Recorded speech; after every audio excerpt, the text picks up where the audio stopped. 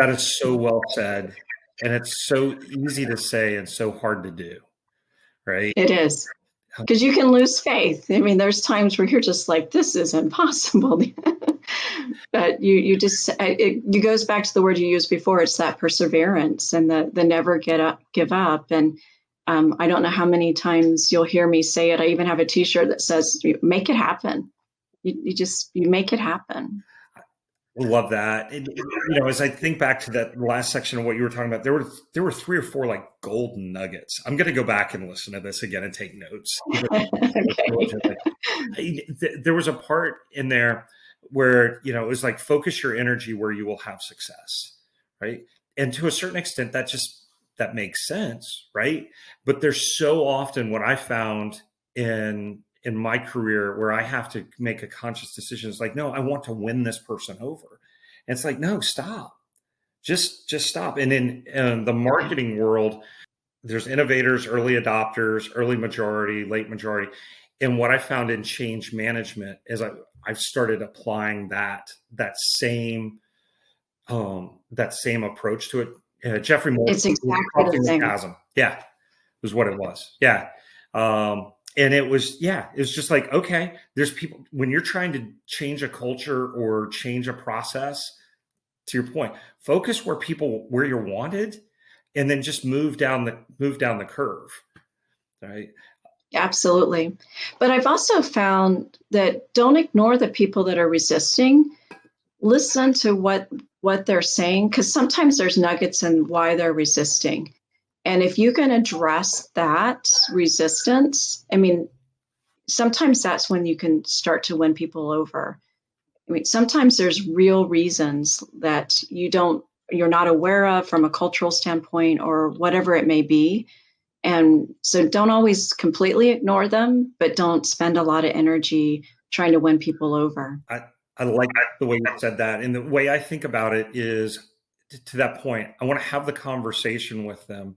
I want to understand what their reason is. And if they're just a slow adopter, right, because they're super conservative and they don't want to rock the boat or whatever, that's where I'm like, okay, great, go do you. I'm going to go focus on this. To your point, if they've got a legitimate concern, they could be an early adopter, but they've got this concern. Okay, we'll address that. And then there's also the people that I call the non-adopters, right, that are just never going to get on board. And those are the ones that I think I struggle with the most, because you've got to realize at some point you recognize that they're just a non-adopter, right? And then and that's okay, as long as they're not sabotaging what you're trying to do. And then that's a whole different situation and conversation, right? Yep. But if they're just, I'm here, I'm going to go along for the ride, but I'm not going to, I'm not going to help you. But as long as they're not getting in the way or hindering or holding others back. Yep. Yeah, that makes a lot of sense. Okay. So let's look at you today. And you're the Senior Vice President of Human Resources for a multinational company. You interface with a variety of global leaders and business people. But what people probably don't know and they can't see, right, is you're 5 feet tall, right? And you've developed this habit of resilience, right, and get it done. It's hard for anybody to get a seat at the table. You found a way to get a seat at the table with a diminutive stature. Did I say that word correctly? Right. Did that ever cross your mind? And how did you think about it? Well, Mike, it's interesting that you bring that up. Do you know what the average height is of CEOs, American CEOs? 6'2". Is 6 feet, which is a couple inches taller than the average American. So absolutely. Early, I just grew up. I didn't know what size I was or that it mattered, right? It still sometimes surprises me when I see photographs. I'm like, wow, I didn't realize they were so much taller than I am. I should send you some photographs with just some team photos, but you can always pick me out because I'm in front, the shortest one. I think that my father just raised me with such a self-confidence that that it never crossed my mind that I was smaller than everyone else, or that I was shorter than everyone else, or that I was a female. I mean, none of those things ever crossed my mind should ever hold me back. And there's one time in my life I remember using my height as an excuse. I was in, believe it or not, I played basketball. So it was my freshman year of basketball.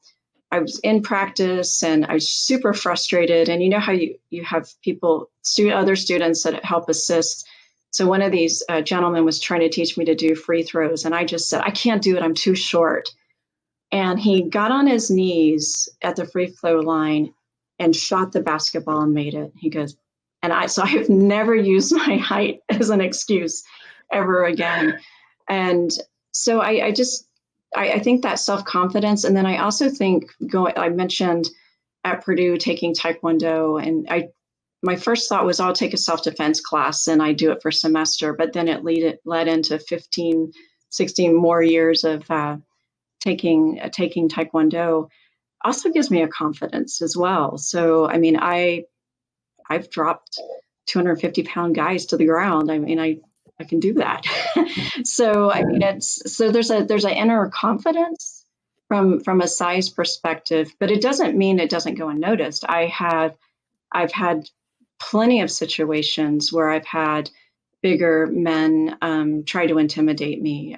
One situation during the time actually Siemens was acquiring my business, and there's during acquisitions there's a lot of you don't know what's going on or the timing.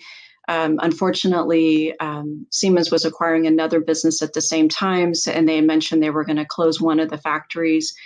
And I had this really large gentleman, Chuck, who ends up being a teddy bear later on, but huge man, 6'6" at best. I mean, just huge, mountain over. It's just walked right up to me, stood over me and looked down and said, "What is going on? Is this factory closing or what?" And it's like, "Chuck, I don't know." "Bullshit. Yes, you do." And I mean, I just stood there and talked to him and, brought him down. And then I had another gentleman who, vice president of engineering, he insisted on calling me little one. I mean, it just, sort of those microaggressions that you hear about, and you just can't let those things rattle you. But it's definitely, I mean, I got to tell you this one. So there was a gentleman I worked with, and so 29 years old, promoted into a leadership role at a manufacturing company. They never had a woman in that level of leadership. And I'm, super excited, young, excited about this opportunity. And I'm moving into the big office. And this is the age of big offices with a conference table and just huge. And I have no idea what my predecessor did in there, but there was a hole in the wall. So maintenance was in there fixing the hole in the wall. Who knows? Don't ask. But so he's in there fixing the hole in the wall and he's painting, and I'm settling into my desk, and the head of sales comes in, and big guy, I don't know, he was also well over 6 feet, big guy, probably played football back in the day. And he walks in and he's, "You should paint it pink."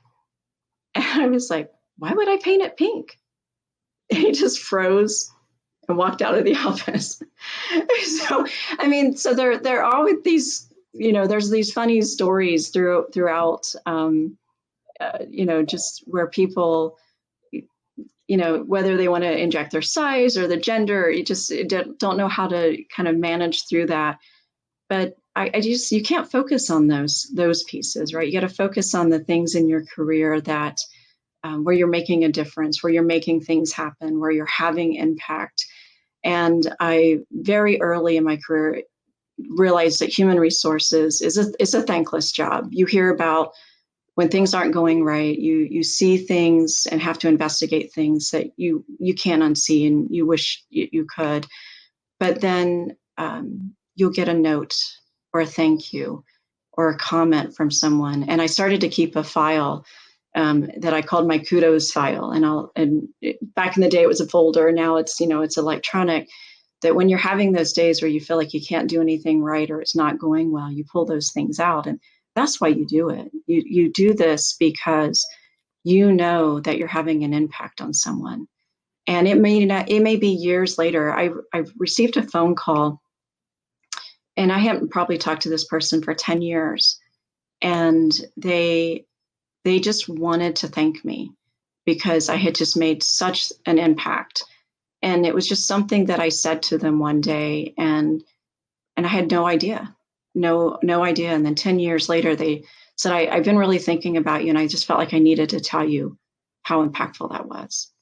So those are the things why you do this, not the jerks that I have another great story, but I don't know if you want me to share that one too, but not the jerks that, pick on you because of your size or your gender or, or whatever it may be. Yeah, I think that's something that I do believe as a society we are getting so much better at, which is just seeing people for people.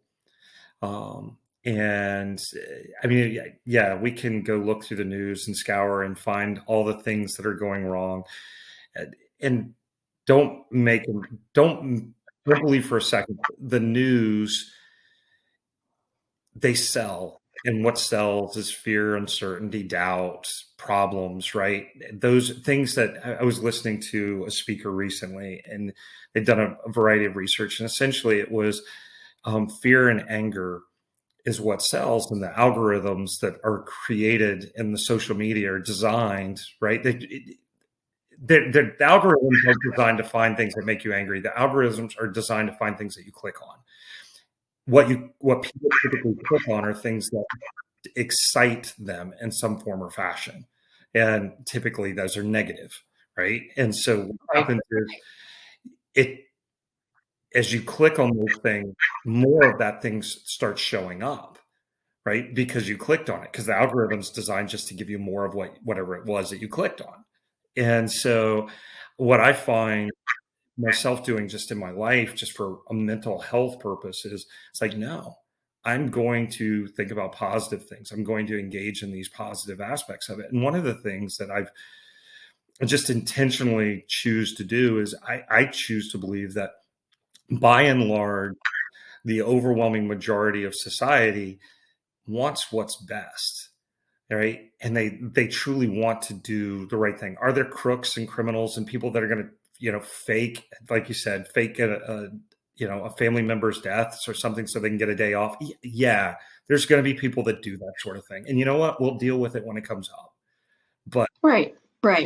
But I want to focus my time and my attention on the ones that are here to be on the team, and let's go get something done right.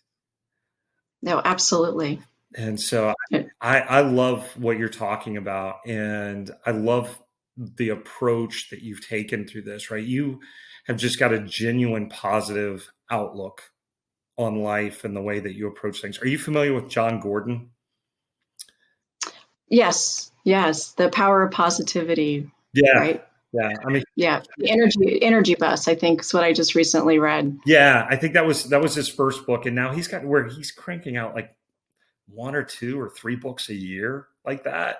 But part of it is he's co-writing them with other people, right? And it's a similar story that's applied in a different setting for a different audience, if that makes sense. So I think he's got one for sports and one for agriculture and one, there are all these different aspects of it. So it's great. So on that, talking about the energy bus, so just to demonstrate what a learner I am. So what I have with my team, a book club. And so part of, it's totally optional I have about 55 or so HR people on my team across the Americas. So I'm responsible for Canada, US, Mexico, Brazil. And we pick a book, and we did Energy Bus back in January or so. But then I asked for volunteers to facilitate and lead the conversation. So it's, again, an opportunity for members of my team to step up and develop new skills and so learn something, but also the facilitation skills. And we have a lot of fun with that. And I every time we do, whether it's a book or if I send someone to training, the one payback is you have to come back and share it with the rest of the team. And it's just something that I've done for many, many years, but it's always something that gives me a lot of energy. And I really, it was fun to read that book with the team. That's great. Do you have, so over the years, do you have like a go-to couple of books or authors that you're like, yeah, these are staples?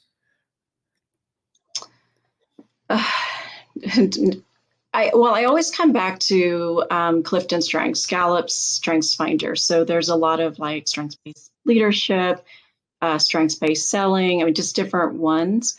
Because I think if I like number one, if you ask me what's really important is know yourself, control yourself, right? So if you know yourself, you know your strengths, you know how you show up, you know what it looks like when you overuse that strength. You know what it's like when you're stressed, what emerges when you're stressed. All of those are things that are super important. And so I think I always sort of gravitate towards things in that space. And to me, that's really important. But I read everything and listen. I've actually gotten into doing more Audible books. I do like the feeling of reading a book. I found when I moved from Colorado back to Indiana, I lost my running community, which was a little bit of my morning therapy of the women I ran with. We would get together and we would do a lot of talking. So now I listen to books and I feel like somebody's talking to me. So I'm doing a lot more listening to books. But if somebody recommends something, and I'll gravitate to that and read it. So I don't have any one kind of go-to, but I do like personal stories of perseverance and how people have overcome difficult situations and just that mindset and perspective and how they worked through that. So those things. And I like stories like Energy Bus that are in a story format. It's short, it's easy to read, it's easy to apply those concepts to your work life. I love it. Did you ever read Ken Blanchard along the way? And yeah, one of the books that I found from him it's similar to the Energy Bus. It's slightly different. It was Gung Ho, right? Yeah, Gung Ho. Actually, I think you might have been the person that recommended it to me when I read it. I may have been. That was a while back. So yeah, I love that book. That's one of my go-tos. And because there's a formula in there, right, which is a good culture equals IR squared, income, recognition, and rewards, right? Right. So income, people have to be able to pay their bills. If you want them to be able to focus on things at work, they can't be worried about covering bills at home, right? And then exactly, yeah, recognition, right, on the spot. Call them out for doing great things, and and then reward them along the way to help reinforce that. So that's been extremely important in this climate, right? We're living in very, very strange times, right? It's not an easy time to be in human resources. The pandemic, inflation, supply chain issues, baby boomers retiring, the gig economy changing the way people work. It just, there's so many factors, right? So pay and making sure you're paying competitively for the work that you're asking people to do is very important, but it has an impact on the bottom line. So finding that balance between what people need and what the business needs and doing the right thing is really important. So that has been an important focus of mine for the last couple of years, is to make sure that we're not only providing a good place to work with a good culture and people want to be there, but they're being paid competitively. So when it comes down to it, leaving for a few extra pennies isn't going to make you make a decision, right? But if you're so far off, you have to make that call, right? You've got to take care of your family and pay your mortgage and all the other things. It doesn't matter how good your culture is. If you're not competitive, people have to take those calls. So that's been an important focus, is to make sure we've been market competitive. I love that. Now, did you have to deal with the whole Great Resignation issue? Oh, yes. Oh, yes. Not only for the organization, but for my department. So about 40% of my HR team has turned over. So within the last year and a half, I've had to work through that as well. There's such a demand for great HR people with, it's a hard job right now. And, you just take that as opportunity. But we March of 2022, we were about 35% turnover. Oh. And so happy to say, knock on wood, this past month, I think we were less than 10%. Wow. But we had to address a lot of things. We had to address the culture. We had to address competitive pay, and we had to look at things very differently. Doing some great work. I mean, if you asked me earlier, things that I'm proud of, one of the things I'm really proud of at dormakaba is March 8th of 2022, I launched the Women's Network, and a lot of work and strategy behind the scenes to get to that point. But, making it a place that women want to stay to, and women are attracted to, and developing, opportunities for them to grow and develop, and implementing lean in circles, which is peer-to-peer mentoring. And it's just, and then last week we were a premier sponsor to the security industry's first women's conference. And I took 13 women to Nashville, and we went through a conference. So we're doing some great things on development of people. We also empowered internal employee-led group. They wanted to call themselves Culture Club.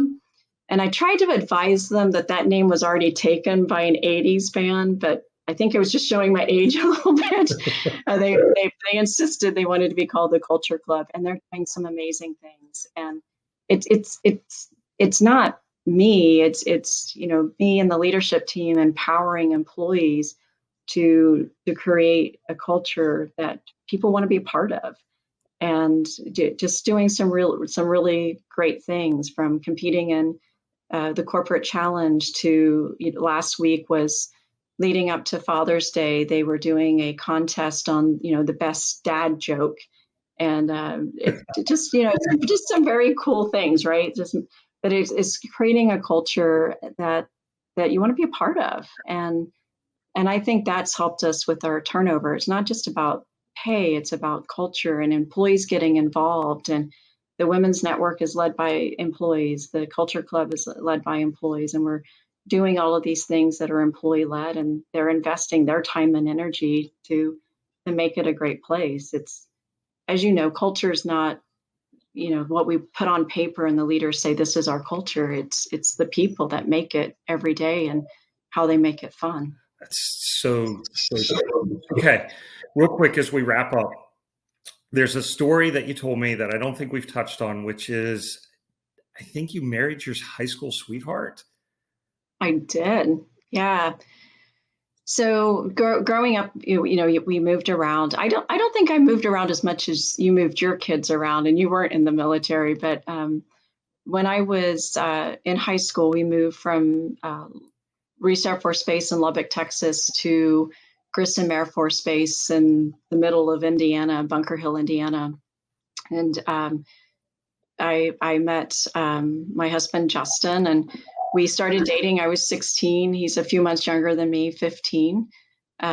we dated 10 years, and after 10 years, we got married, and we're getting ready to hit, 26 years this fall. So 36 years total together. Congratulations. So we grew up together and been on our journey together. That's awesome. I love hearing stories like that, right? It's just amazing when you can hear about folks that they saw it all the way through, right? And grew up together. I like that phrase. I heard a friend of mine use it a couple years back when they were talking about their marriage, and that they got married. I think they started dating, early in college, and got married shortly after that. And they just have grown up together. And there's a lot to be said for just going through life, all of those life stages together, right? Because it's not all sunshine and roses, right? It is not. It's not. There's difficult times, but there's things that you do to help support each other, right? So that's another thing I think of. My strength is we don't have the typical, man goes to work, wife has kids, raises kids. I mean, we're very atypical of what society says is a normal family, but he's completely supported me. And, whenever I've wanted to make a job change or a career change or move, I've moved him a few times now. It's been together. We have those conversations, and we talk about it, and we work through it, and we just, it's always a partnership of working through that. And sometimes I'm not always positive, and I get down and frustrated, and he'll say the right thing at the right time, and you're like, oh yeah, right, I got to remember this, or I got to remember that. And he adds a lot of perspective and grounds me, and supports me, and make sure that I'm doing the right things to take care of myself. And it's been good. But you're right, it's not easy, but it's something that we work on together. And now we have we don't have children, but a little over a year and a half ago, we took on a cat named Gary. And he keeps us pretty busy, so he's like having a child. But it's just us and together, and we support each other. I love it. Hey, Sabrina, thank you again. I really appreciate it. You've had some incredible stories that we've talked about here. You've made a difference in so many people's lives. If somebody wants to get in touch with you, how would they go about doing that?